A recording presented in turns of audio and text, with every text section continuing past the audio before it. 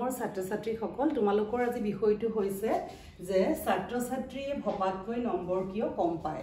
আমাৰ সকলো বিষয়তে বহু ছাত্ৰ ছাত্ৰীয়ে যিমান নম্বৰ পাম বুলি ভাবে বা ঘৰত প্ৰশ্নখন নিজে চাই থয়, কিন্তু পিছত দেখে যে সেই ধৰণে তেওঁলোকে নম্বৰ নাপায়। এতিয়া ইয়াৰ কাৰণটো কি?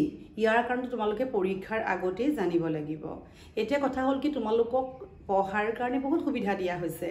তোমালোকক এতিয়া লাষ্ট টাইমৰ কাৰণে এবাৰ আমাৰ মুখ্যমন্ত্ৰী হিমন্ত বিশ্ব শৰ্মা ছাৰে কি ক'লে যে যিখিনি ছাত্ৰ ছাত্ৰী টিউচনৰ অসুবিধা বা পইচাৰ অসুবিধা, সেই ছাত্ৰ ছাত্ৰীখিনি কি বুলি ক'লে যে তেওঁলোকক পঢ়াবৰ কাৰণে আমাৰ এখন নিশাৰ স্কুল মানে খুলিব নহয়, যি অংগনবাদী কেন্দ্ৰ বা আমাৰ যিবোৰ গাঁৱত স্কুল থাকে সেই স্কুলবিলাকতে নিশাৰ স্কুল বুলি পেলাই গাঁৱৰ শিক্ষিত যিসকল ডেকা ল'ৰা থাকিব তেওঁলোকে ডেকাসকলে সেই ছাত্ৰ ছাত্ৰীখিনিক পঢ়াব। এতিয়া ইয়াৰ কথাটো হৈছে কি, শিক্ষিত ল'ৰাই তোমালোকক পঢ়াব বা ল'ৰা ছোৱালীয়ে, কিন্তু এইবাৰ ফৰ্ম ফিল আপ হ'ব তোমালোকৰ অক্টোবৰত। এতিয়া তোমালোকৰ ফৰ্ম ফিল আপ হ'ব অক্টোবৰত হ'ব, মন কৰিবা, ফৰ্ম ফিল আপ হ'ব অক্টোবৰত।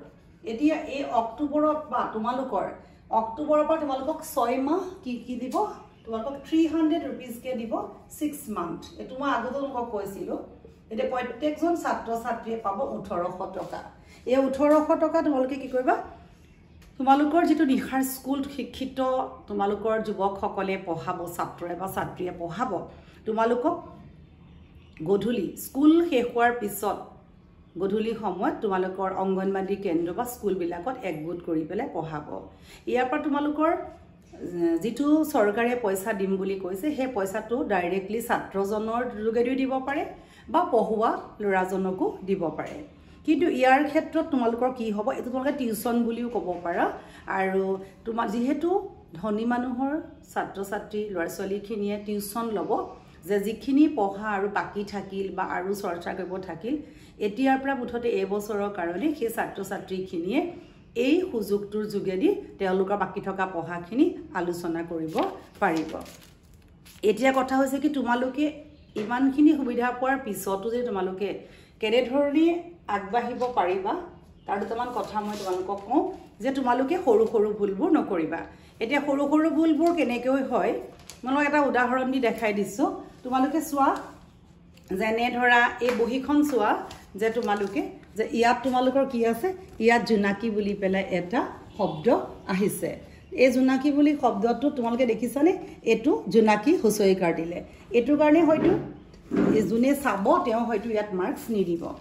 আৰু ইয়াত চোৱাচোন কি লিখি দিছে, পৰাৎপৰ শব্দৰ অৰ্থ হনুমান। ফৰ এক্সাম্পল মই দেখাইছোঁ। যদি এনেকুৱা ধৰণৰ সমস্যাবিলাকৰ কাৰণে সেই ছাত্ৰ বা ছাত্ৰীগৰাকীয়ে নম্বৰ নাপায়।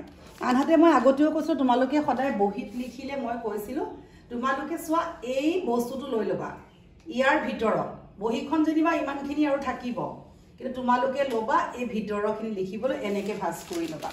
এতিয়া ধৰা এনেকৈ যদি ভাঁজ কৰি লোৱা গৈছিলে, তেতিয়াহ'লে তোমালোকে চোৱাচোন এই বহীখনত ইয়ালৈকে লিখিবলগীয়া হৈছে। আনহাতে মই আৰু এটা কথা দেখাওঁ, চোৱা নম্বৰ কেনেকৈ পাবা, দেখাইছোঁ চাবা। ধৰা ইয়াত মেকুৰী বানানটো, মেকুৰী হুঁচৰিকাৰ বানানৰ প্ৰতি মনোযোগ নাই, গতিকে ভুল, নম্বৰ নিদিব। কিন্তু এতিয়া এখন এপ্লিকেশ্যন লিখিব দিলে ষ্টাৰ্টিঙত এইখিনি লিখিলা, ইয়াত কোনো ছাবজেক্টটো নাই, ইয়াত বিষয় নাই, নম্বৰ গ'ল। আৰু মহোদয়াৰ পিছত ইয়াত এইখিনি এই বুলিতো ষ্টাৰ্ট নহয়।